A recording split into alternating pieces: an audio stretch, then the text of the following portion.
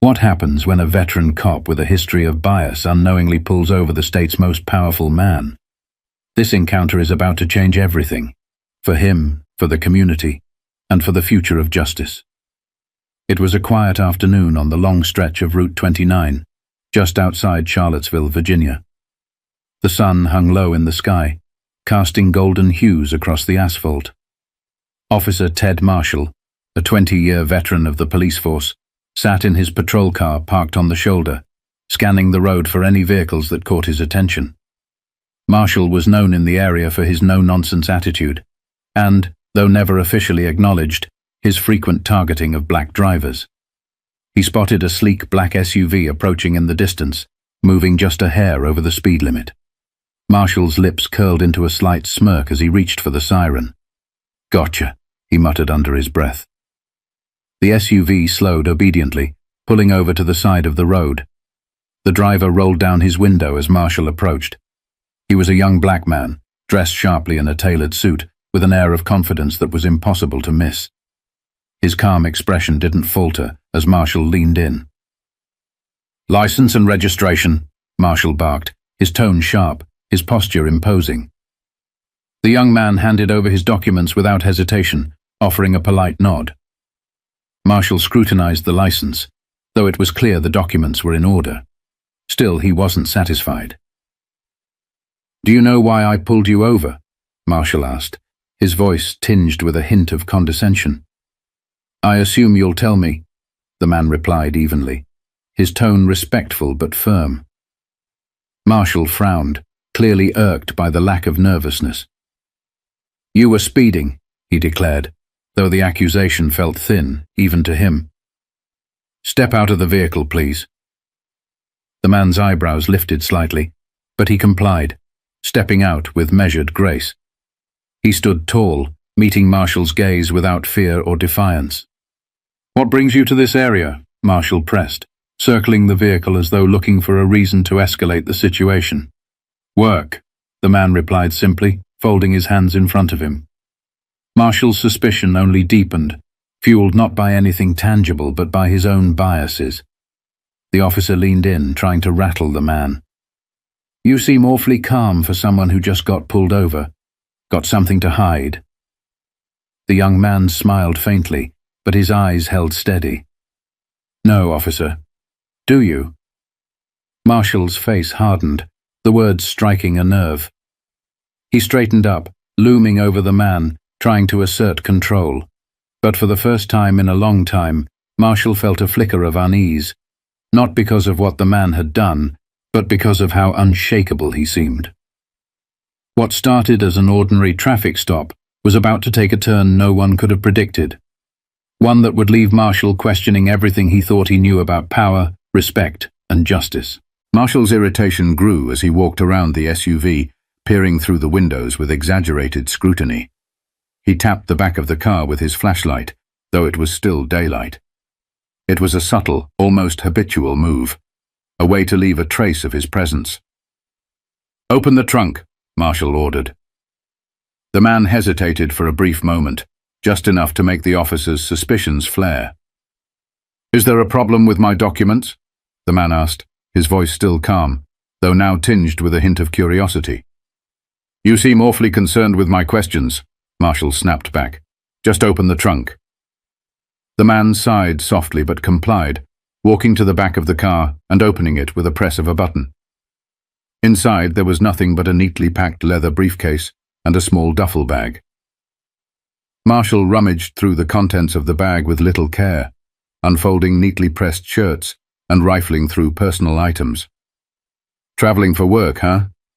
What kind of work needs a wardrobe like this?" The man leaned against the car, arms crossed but relaxed. "The kind where appearances matter. Should I be concerned about the way you're handling my things?" Marshall straightened, holding up a perfectly innocent shaving kit as though it were contraband. He was digging for something, anything, but the man remained unfazed.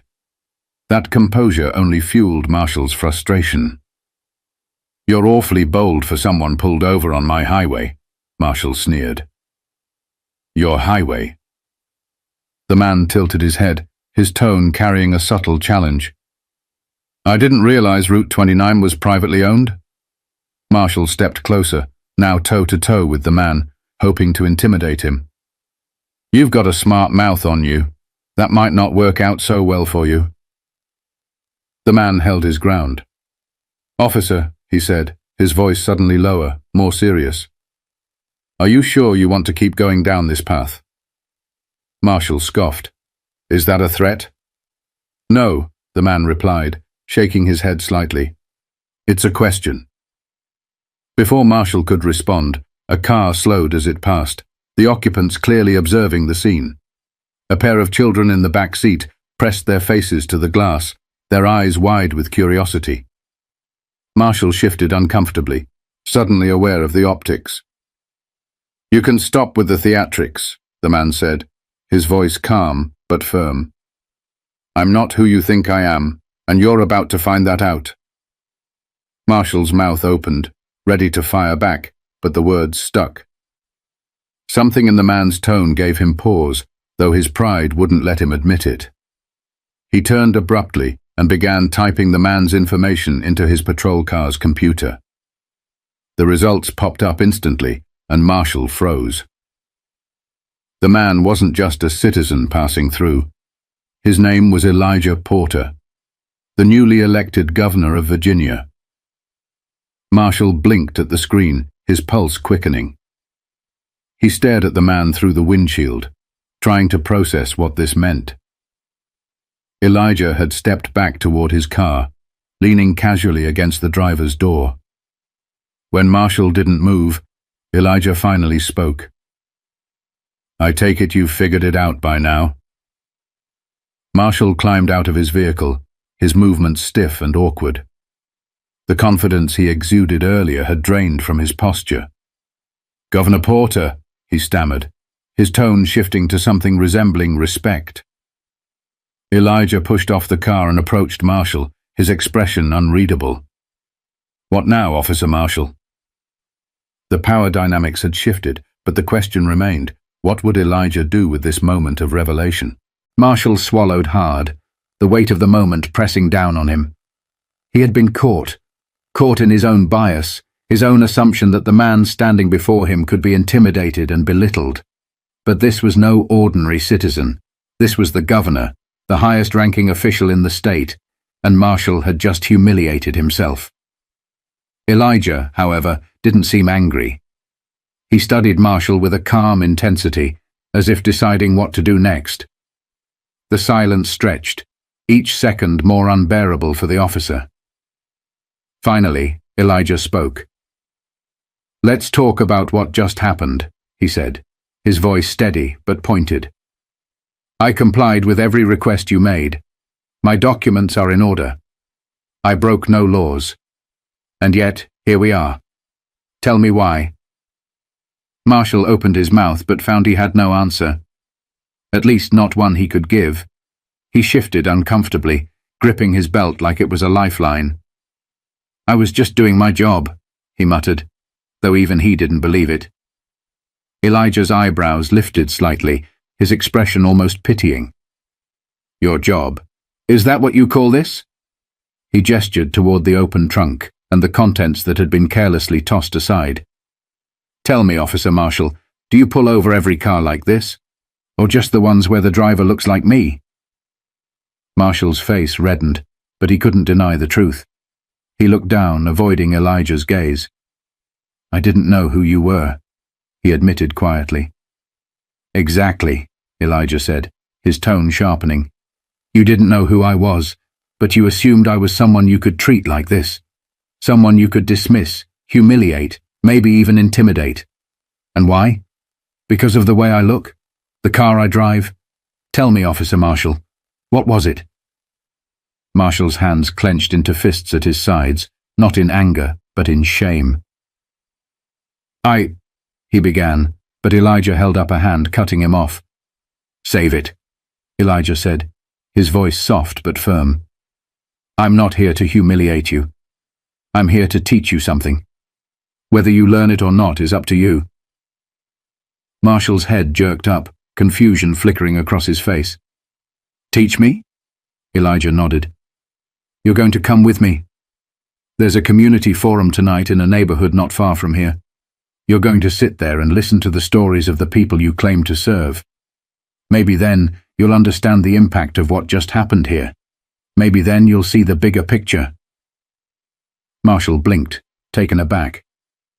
You want me to go to a forum? I don't want you to, Elijah said.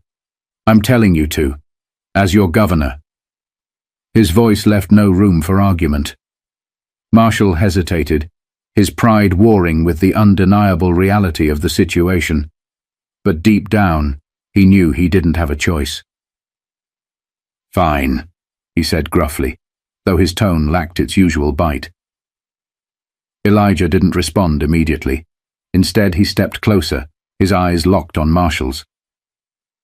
This isn't about embarrassing you, he said quietly. It's about making sure you never do this to anyone else. Not because you're afraid of who they might be, but because you've learned to respect everyone equally. Marshall stared at him, the words sinking in. He gave a reluctant nod, though his face betrayed the turmoil brewing inside. Good, Elijah said, turning toward his car. Follow me. I'll make sure you're seated front and center. As they drove toward the forum, Marshall couldn't shake the feeling that this night was about to change everything, for better or worse. The two cars pulled into the parking lot of a modest community center in Charlottesville. A small crowd had already gathered, their voices mingling in a hum of anticipation. Inside, rows of folding chairs faced a raised platform where a microphone stood, waiting to amplify voices that had long been ignored.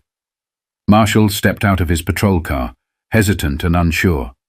He glanced at Elijah, who stood by his SUV with the same calm composure he'd shown throughout their earlier encounter. The governor gestured toward the building with a nod, signaling for Marshall to follow. The room was packed.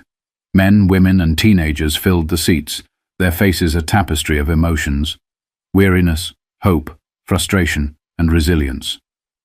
Some glanced at Marshall as he entered, their expressions guarded.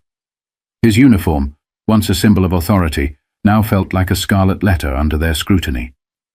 Elijah led him to the front row, where a seat had been saved. Marshall sat stiffly, his hands resting on his knees, as Elijah approached the microphone. Ladies and gentlemen, Elijah began, his voice steady and commanding. Thank you for coming tonight. This forum exists because your voices matter. Too often those in power forget that.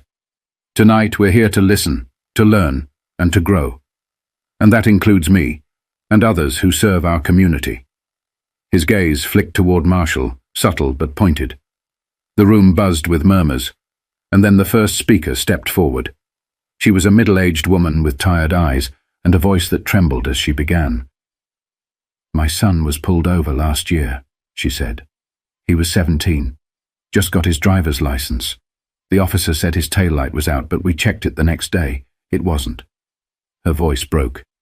He was so scared. He called me from the car, whispering, afraid to even reach for his license. Marshall shifted in his seat, his discomfort palpable. He wanted to look away, but the weight of her words anchored his gaze. Speaker after speaker followed. A young man recounted being frisked while walking home from work because he fit a description.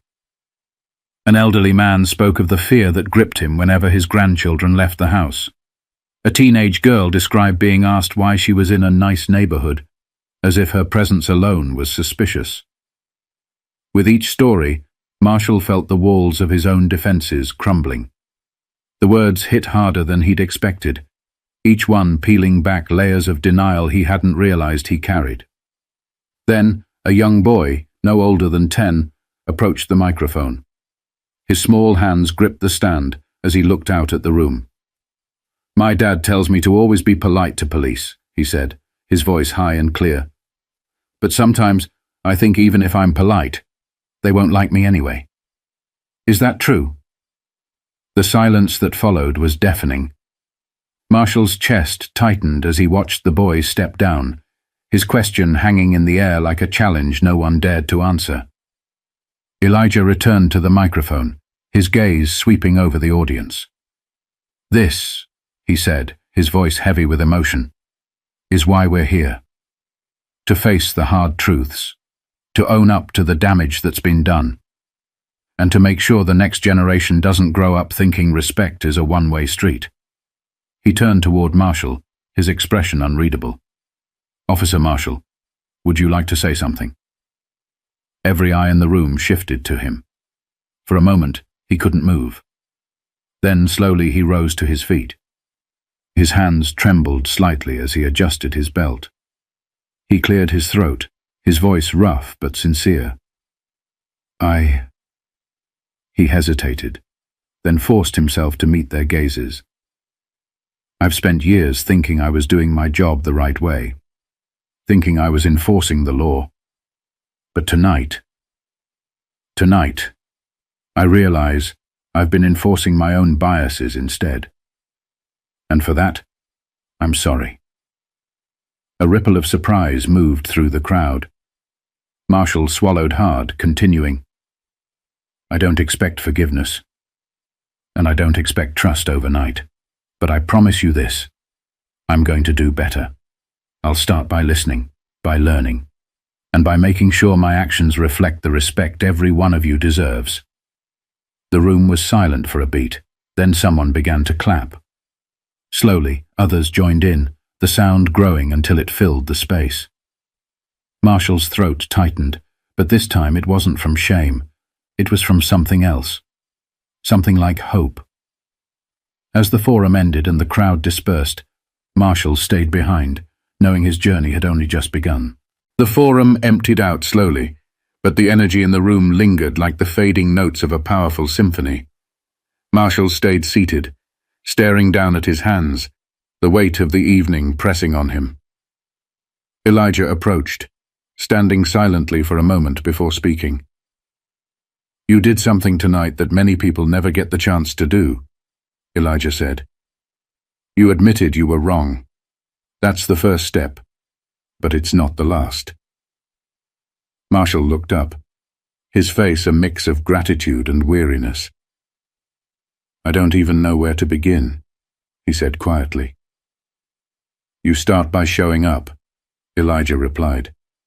"Not just here, but everywhere you're needed. Show up to listen, to learn, to change. That's how you earn trust. Not with words, but with actions." Marshall nodded, the simplicity of the words striking him deeply. "I want to be better," he said, his voice barely above a whisper. Elijah studied him for a moment, then offered a faint smile. "Then be better. It's as simple and as hard as that." As they walked out of the building, Marshall felt lighter, though the path ahead still seemed daunting. The governor paused by his SUV, turning to face the officer one last time. "You know," Elijah said, "people like you are the reason I ran for office. Not to punish, but to change things. I believe people can learn. Even you, Officer Marshall." Marshall chuckled softly, a dry, self-deprecating sound. "I guess I've got a lot of learning to do." "We all do," Elijah replied. He opened his car door but paused before getting in. "This isn't just about you, though. It's about the people you serve. Never forget that." As Elijah drove away, Marshall stood in the parking lot, watching the taillights disappear into the distance. For the first time in years, he didn't feel like a man enforcing the law. He felt like a man learning to understand it. The next day, Marshall returned to work with a notebook tucked into his pocket. He started asking questions he'd never thought to ask before, attending forums he would have ignored, and having conversations he'd once avoided. The stories he'd heard at the community center played on repeat in his mind, a reminder of the lives his actions touched. Months later, Elijah received a letter in the mail. It was from Marshall. Inside was a handwritten note and a photo of a newly established community police relations board. In the note, Marshall wrote, "I still have a lot to learn, but I'm learning. Thank you for giving me the chance to see things differently." Elijah smiled as he read the words. He placed the letter on his desk and leaned back in his chair, thinking of the young boy who had asked the hardest question of the night. Is it true they won't like me anyway? He knew the answer to that question was complicated, but tonight he felt a spark of hope that someday it wouldn't be. Someday, respect wouldn't have to be earned through fear or demanded through power. It would be given freely, because it was right. The story of Governor Elijah Porter and Officer Ted Marshall is a reminder that change begins with acknowledgement and grows through action. If this story moved you, take a moment to reflect on how you can be part of the solution. Listen, learn, and when the opportunity arises, show up. Subscribe for more stories that inspire and challenge us to build a better world together.